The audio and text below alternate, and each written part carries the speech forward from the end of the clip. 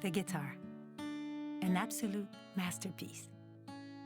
The materials, the contours, and most of all, the way the sum of its parts, the wood, the strings, the metal, ends up as nothing less than a vessel for emotion. Despite my deep connection to this instrument, I must confess that I don't know much about the craft, about the magic that makes the parts into the whole. What I can say is that as a musician and as a songwriter, the guitar has been my most faithful companion.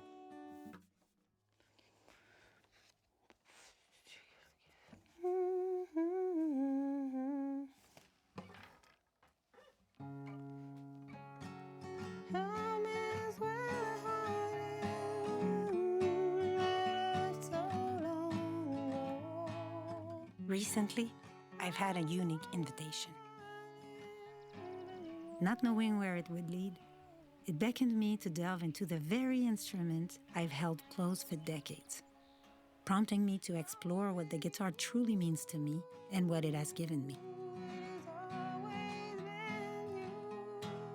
It became a reflective experience where, to my surprise, I learned, was amazed, was touched, and found myself completely immersed in wild memories of my musical journey. If you're open to it, you might find yourself drawn into this exploration, just as I was. So, let me introduce myself. My name is Pascale Picard. At age 13, my dad showed me my first chords, and from that moment on, I was hooked. I was born a shy girl, never imagining I'd become a singer. But my guitar quickly transformed from a mere hobby into a refuge. As I grew, my musical talent flourished, and I ventured onto the local stages. It was a struggle clutching my guitar like a shield. Thankfully, my voice compensated for my stage fright. As time passed, confidence bloomed, and my original songs found their place in my performances. Before I knew it, people were asking for them. Then, something unexpected happened. My demo ended up in the right hands, and voila, I had a record deal. My first album, Me, Myself and Us, was released in 2007, and one of my songs started getting radio airplay. Suddenly, my music was being heard by millions of people all over the world. Notre invité du jour, Pascale Picard. Bonjour. Welcome to the Pascale Picard Band in New York City. Ça fait un moment, ça fait quelques mois que c'est un énorme succès. I was now in the public eye, and I remember feeling like everyone was watching me.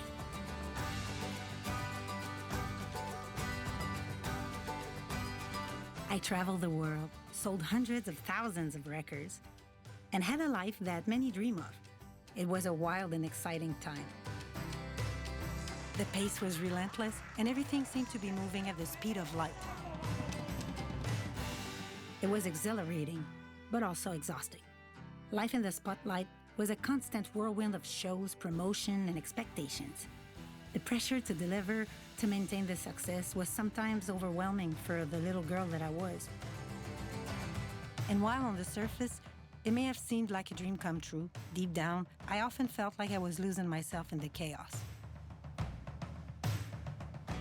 The truth is, that kind of lifestyle is unsustainable. The constant demands, the lack of privacy, and the expectation took their toll on me. It was physically and emotionally draining.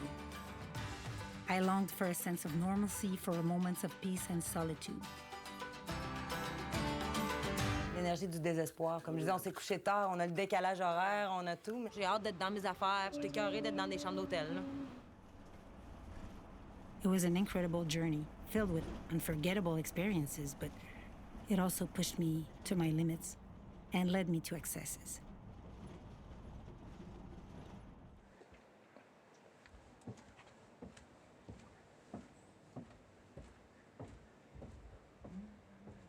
As much as I love the adrenaline and excitement of those days, I'm grateful for where I am now. My life is more mellow, more balanced, and that has probably saved me.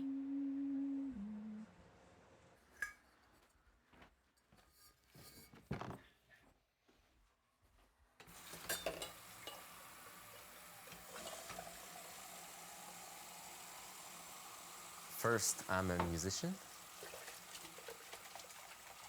but I'm now a guitar maker. I do it as a living for 25 years now. I didn't expect to love it as much as I do still today. In 25 years, I built 248 guitars up to date.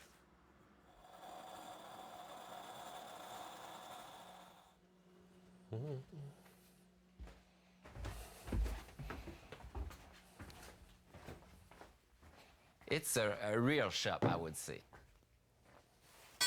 So, full of wood dust.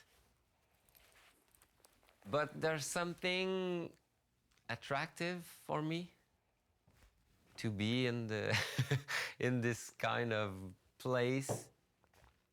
It's the place that I feel the best, I would say. Yeah.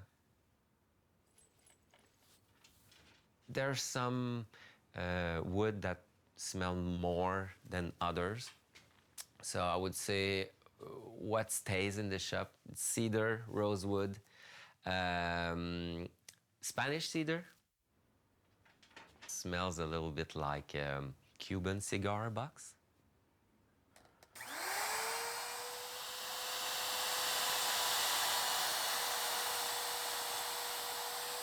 François is always there with me. We spend hours and hours together since the last 20 years. So we're like an old couple. I started learning guitar at 15 years old. I went in music at college, and then I discovered the guitar in itself. That it's not all the guitar that sound the same, and I realized that mine was crap. And I wanted to build myself a good guitar because I can't afford to buy myself a good guitar like 3-4 grand. So I wanted to learn how to make it, and it was my introduction into guitar making. Now I sell my guitar all around the world. I sell now 85% of my instrument out of the country. So mostly in the US and in Asia. I would say between 100 hours and 200 hours for a standard guitar. You have to be patient and passionate. It's not just a musical instrument, it's a way for the musician to express themselves.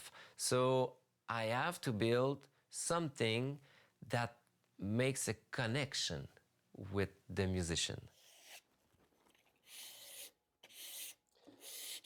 This is why I have to know a lot about the musician I'm building for. I make inspiration tools. When you take a guitar and you just pluck some chords, you fall in a mood. You're in a creation zone, I would say. This is my main goal, to make something for the musician to feel this.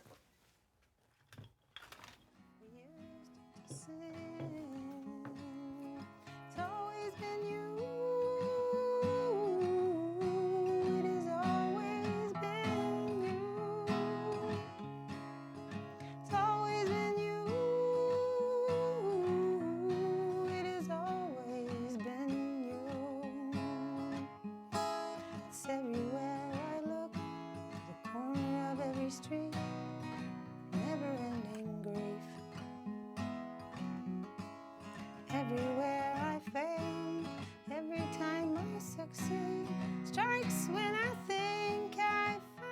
It's truly astonishing to think that the seeds of all this were sown in the quiet solitude of my teenage room.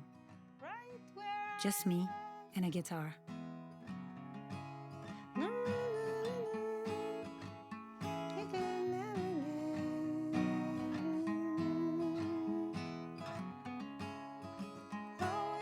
To this day, the guitar remains a loyal friend, a shield I can hide behind when needed, and a sword that ignites creativity, enabling me to express myself fully.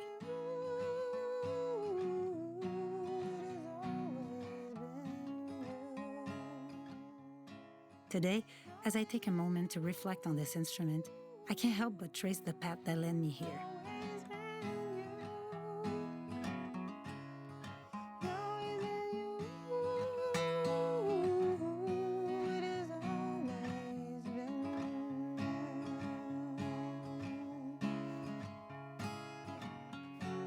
While the music industry may shimmer with glamour and glitz, I now realize that it's the essence of connection, the soulful bond with my craft, that remains steadfast and timeless. C'est la guitare dont j'ai hérité. Ça me fait un lien avec mon père. J'ai l'impression qu'au travers de ça, hey, je vais devenir émotive. I have sorted for you some white spruce. Oh, wow. This is exactly the recipe I need. She lost her dad recently. This instrument will be the bridge between her feelings and what she wants to express to us.